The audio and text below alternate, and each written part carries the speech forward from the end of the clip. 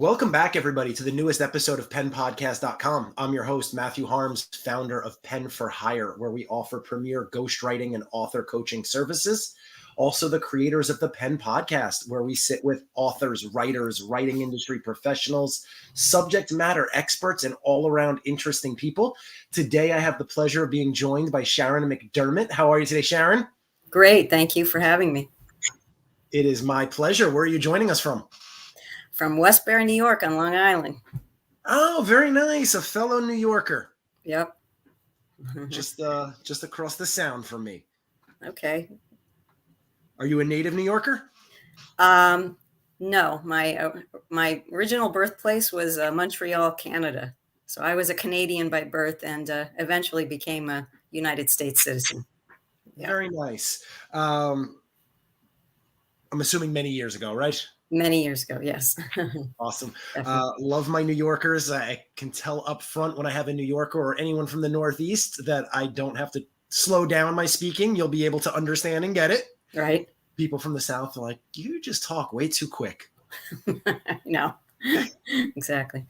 So are you an author by trade, or is the book something that came about as a product of your life's work? Yes. So it's the second one.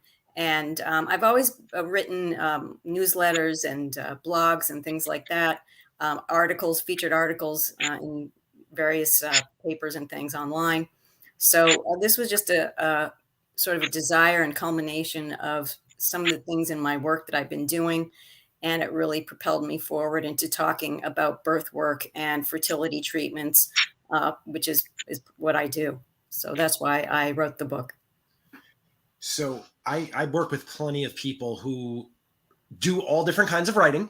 So I'm curious, from your perspective, what was the biggest difference, if anything, between writing short form blogs, newsletters, and then sitting down to write the book?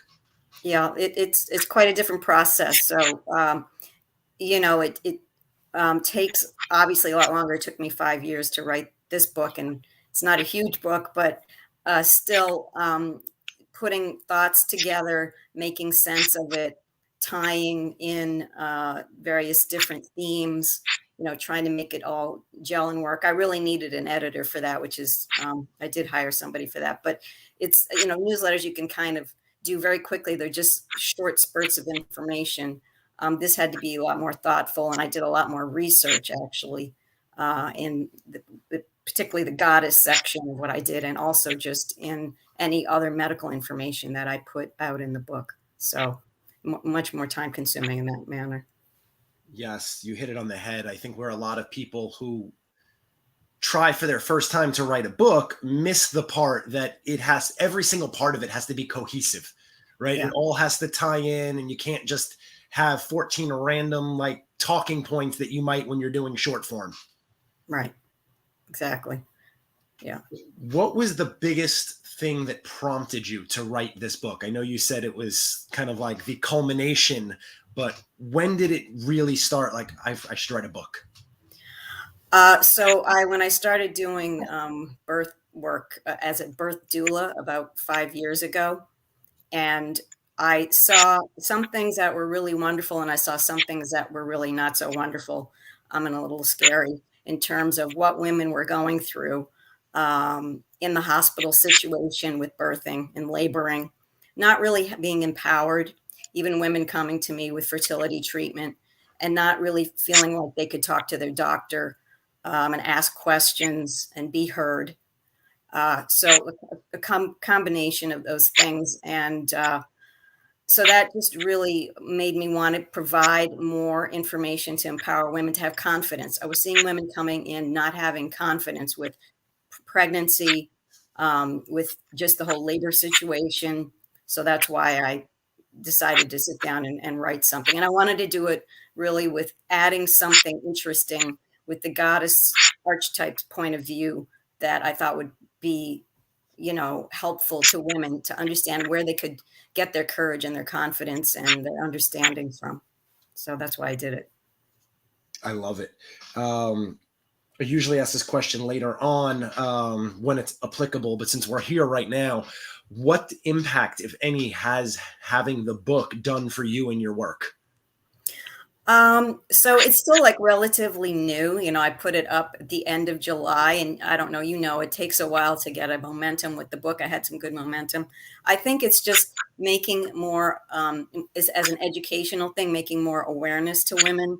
I think it's just getting the word out on having women more educated. So I think just for me, it's just continuing the process. It hasn't really changed right now at this point. My practice, so to speak. But I just feel better about having something that I can hand a patient or someone who I know who may have an interest in this, and also just to help them through.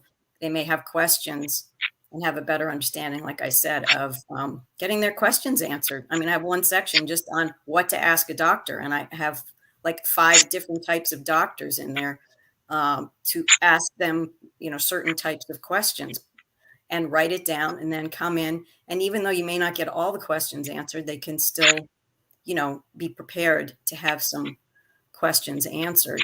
And just, again, taking that initiative to have women be feeling confident to just put themselves out there and ask those questions, you know? Well, we're definitely going to dive into your book, I promise. But as the writer in me, I'm always very curious about the process and what it does for people. So at any point you put in this 5-year labor of love, you get this book out of you finally.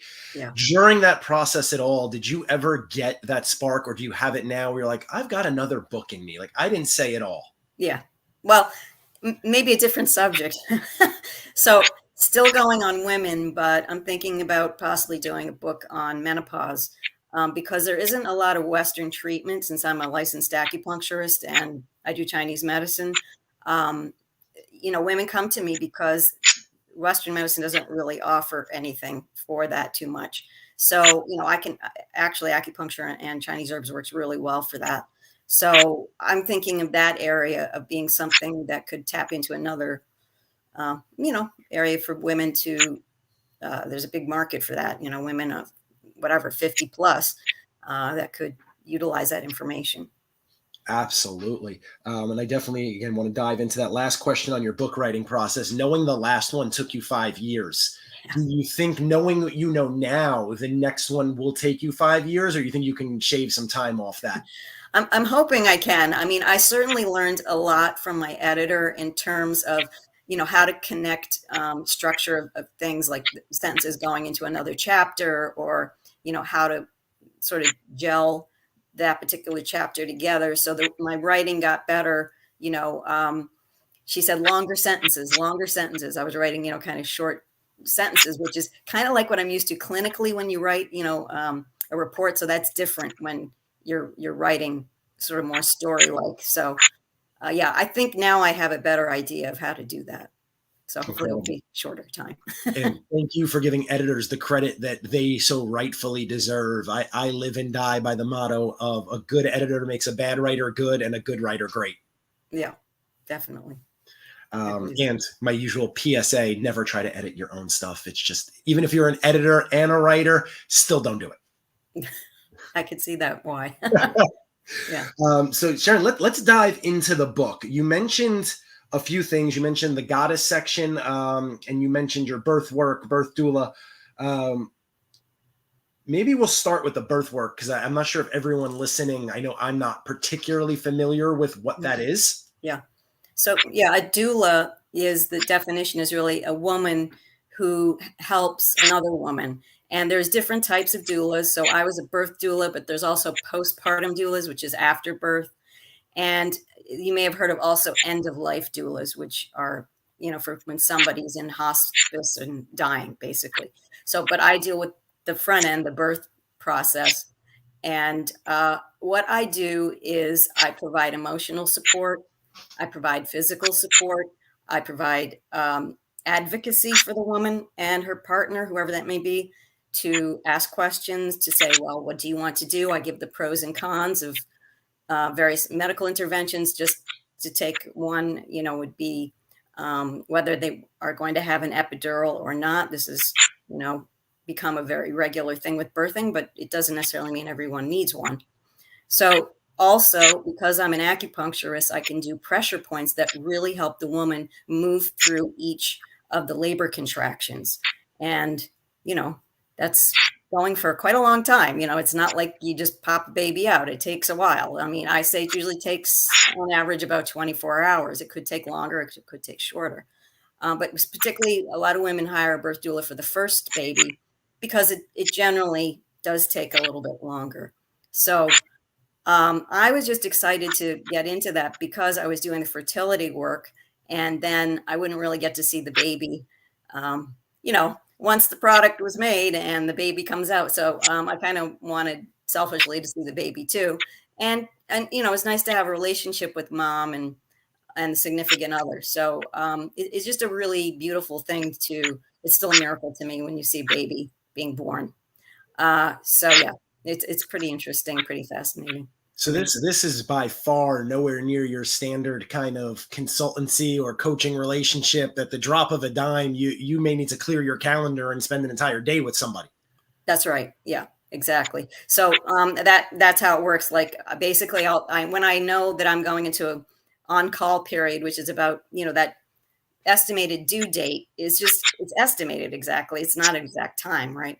So it's about 2 weeks before and after that time period. And I just let all my patients know that, hey, you know, I'm doing a birth coming up and I may have to cancel. And, you know, so that they all know, and it works. It's only one day basically, you know, that I'm not going to be available, and, you know, and that works out. So yeah, and it's intense, you know, I mean, you got to be with that mom and the dad, you know, for however long it takes. And you just try to do everything you can, whether it's just emotionally comforting or, you know, physically comforting. That's what you're there to do.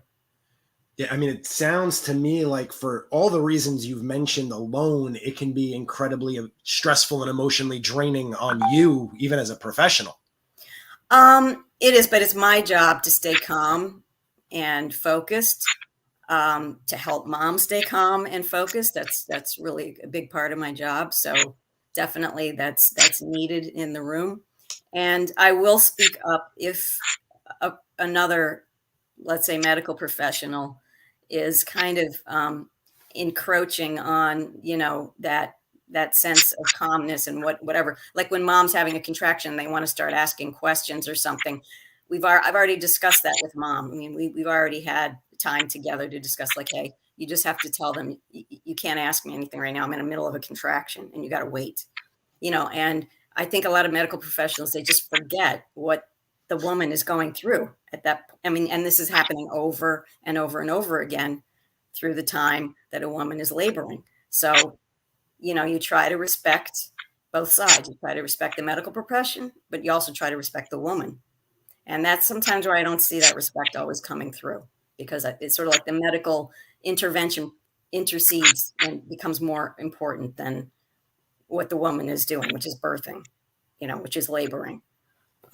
So, Yeah, yeah. I'm going to leave my personal opinions out of this because I don't necessarily have the highest esteem for most medical professionals, especially in hospital settings and the way they handle things, much like you just said, rather robotically or prescriptively. Mm-hmm. So I'm wondering from your standpoint, I've had my own children. I've been there. I've had disagreements with doctors on certain things that we had agreed upon that were not being done as spoken.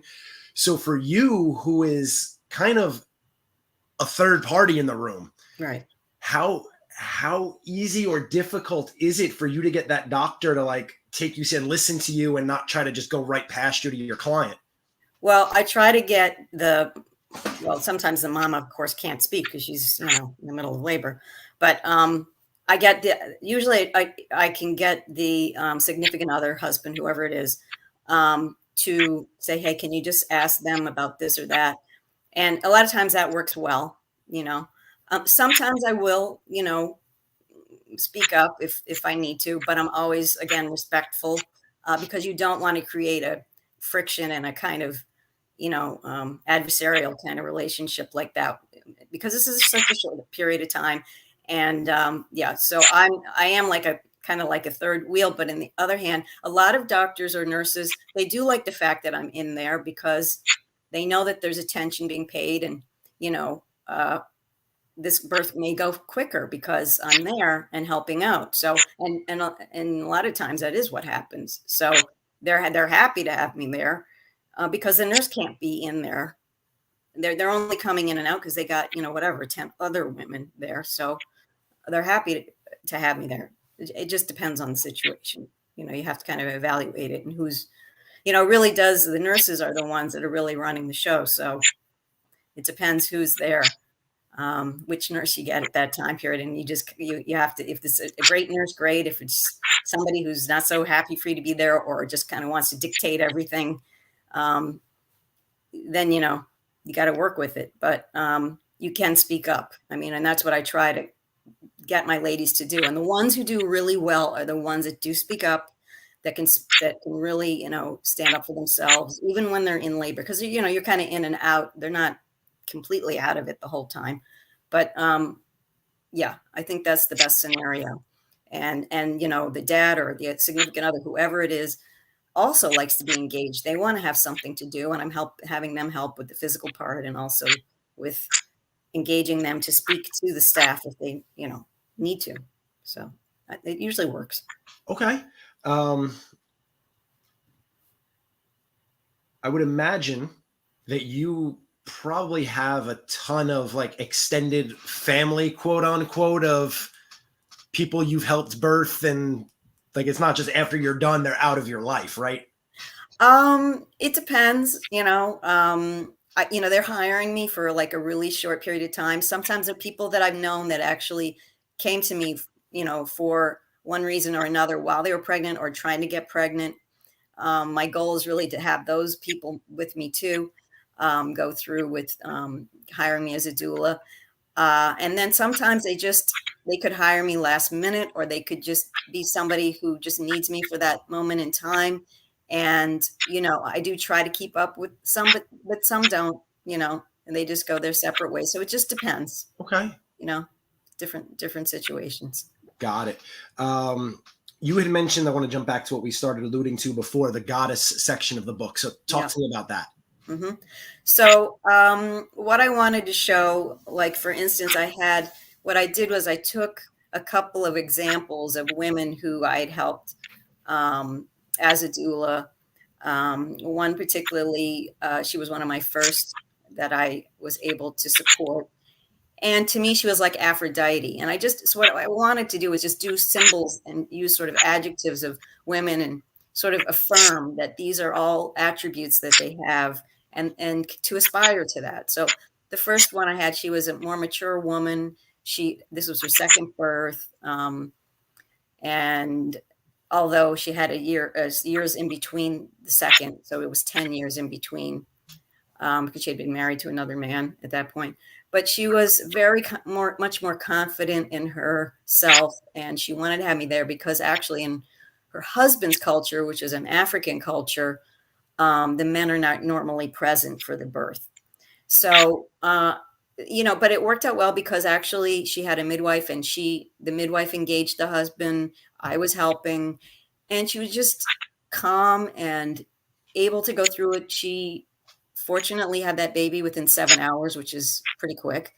And so to me, that represented this sort of female maturity and that sort of thing. And then there was someone else who was a different circumstance. I'll just give you an example. She was originally from Turkey, and she just didn't have anybody with her. She was not in relations with the father of the child, and really needed support. She only had, there was one person who said she may or may not be there. So that's what happens, is when people don't feel like they have that support, then a lot of times they'll reach out to a doula. So that's what I did with her. And I sort of wanted to go to where she came from and her Turkish roots. So there's a fertility goddess from Turkey, and, I kind of related it to her. And she had a very long labor. She had what was called labor induction, which is a medical induction, because she had some medical issues. And so she needed that help. They had to induce her early at 36 weeks. So when you have a medical induction, it usually does take longer. They're using drugs to promote the labor, and there's a lot of interventions that are happening. They might be breaking the water. They're giving things to dilate the cervix. A lot of things happening. So, and she was, not quite confident that she was going to be able to get through it. And she didn't want to have an epidural, but then she had an epidural, and it did actually help her relax. And, and it was just this full on, it took her over, we were there for a long time. It felt like, 30 something hours. It was a long process for her. A lot of times when you have an induction, it can take that long. So, eventually she did. And she pushed through it, and she was getting very tired at the end. And she did end up having to have a vacuum extraction of the baby coming, out because she was not really pushing, as much as she could. So, that was because she was pushing for like a couple hours. That's what happened.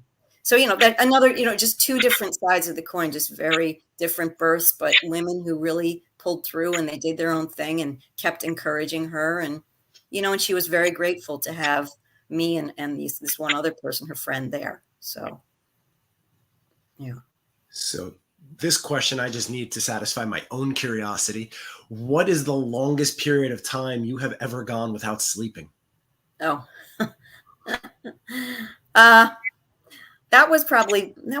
might have been one of the longer ones. Yeah, probably. Because I kind of learned, you kind of learn as you're going along. So if there is a medical induction, I don't tend to get there right away now, but that was one of my first ones. So that was probably, you get a little cat nap here and there, at night, maybe 2 hours.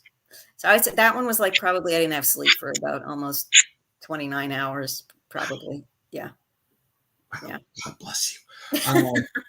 If you could give one piece of advice to any, expectant mother or couple out there who are unsure of how they want to go about doing this, what would it be? Yeah.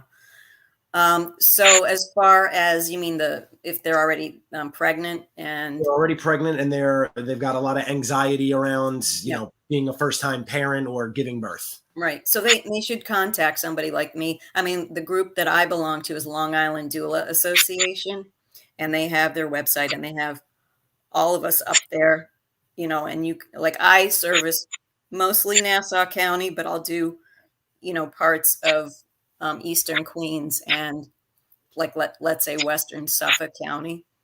So it depends where they live, but there is plenty of help. Obviously this is something you have to pay for. It's not covered by insurance at this point, but there is just so many pluses to having somebody like me there. Just all the things that I talked about. It's really going to relieve a lot of their anxiety. They should also take a childbirth education class. That's another really important piece to it. There's other things they can do, like part of that, some people teach hypnobirthing, sort of like a breathing meditation type style. I talk about those things too, because I talk about that with my other patients in practice about how to utilize your breath. That's important, when you're laboring too.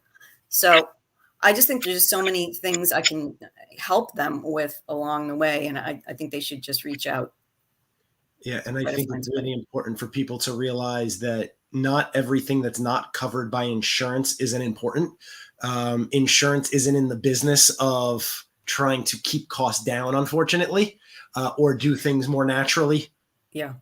There is a pilot study was being done in New York City, but that was only for women who are on Medicaid, because they were trying to work on the poorest of women who may or may not, have any kind of support. But that I don't know what's happening with that. But in general, there isn't coverage for it. But yes, plenty of people want to have that there. They just want to have, it's like part of your medical team. It's like part of who you're going to have. It's important for them to figure out who's your gynecologist or your midwife going to be. How do I fit into that piece? Maybe there's other doctors that they need to see. Sometimes I'm dealing with high risk patients, so they have to have other medical professionals to see. So you have to think of it like what's your team there that you're going to have. I was just going to compare that to writing a book, right? You are an expert at this. You know who should be in kind of that inner circle, and you can help guide and facilitate those conversations, just like a publisher can facilitate getting your book out of your head and into other people's hands. Right.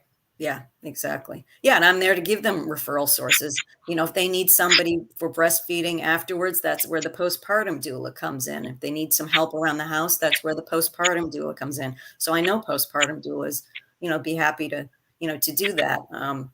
They might need something else, they might need actually psychological services. Maybe the woman's having, issues, depression, anxiety, could be a lot of them during, but even after, there's postpartum depression. It's very common.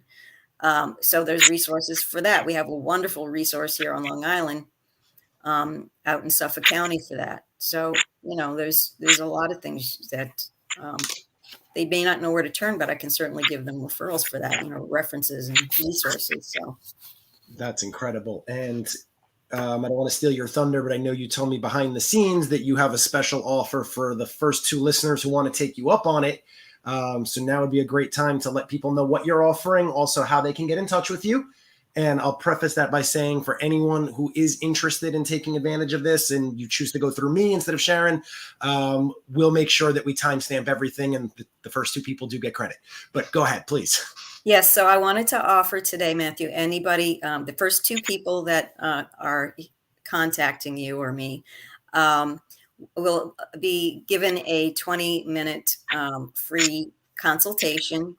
That can either be about my doula services or about acupuncture and herbal services. So either one of those. You can contact me at several places. So I'll give you my phone number. It's 516-410-4297. You can also reach me at my email address, which is healthyhealing12, it's 12 @gmail.com. Also, if you just want to go to my website, which is healthyhealingli.com, you can fill in your information there in a box, and that'll be sent to my email address. So I hope you will take me up on the offer. I hope so too. For everyone listening, as you know, it's always appreciated when you reach out, support our guests. You never know the value that you're going to get from a free 20-minute consultation. It could change very well your life and the life of your children going forward. To meet with someone like Sharon, I know this has been incredibly informative for me and not something I was really familiar with. So I really thank you for taking the time out to educate not only myself, but the listeners, and not only on the writing process, but about all of the amazing things that you bring to the table to help women get through this, not just women, families get through this difficult time. Yeah. It can be a wonderful time too. It should be a beautiful time. That's what it should be. And that's what I want to help women with, is that it shouldn't be a traumatic time. It should really be a beautiful time, and that we can just make that better. Absolutely. Parting words of wisdom. So for everyone listening, please head over to Sharon's website, give her a phone call, reach out to me. You all have my contact information. Drop a note on the show, either on YouTube, Facebook, Apple, Spotify. As those drops come in, we'll make sure they get to Sharon. We promise the first 2 will get their free 20-minute consultation. And we really appreciate you all tuning in as always. And we look forward to catching you on the next episode of the Pen Podcast. Sharon, thank you once again so much for being here today. Thank you. It's my pleasure.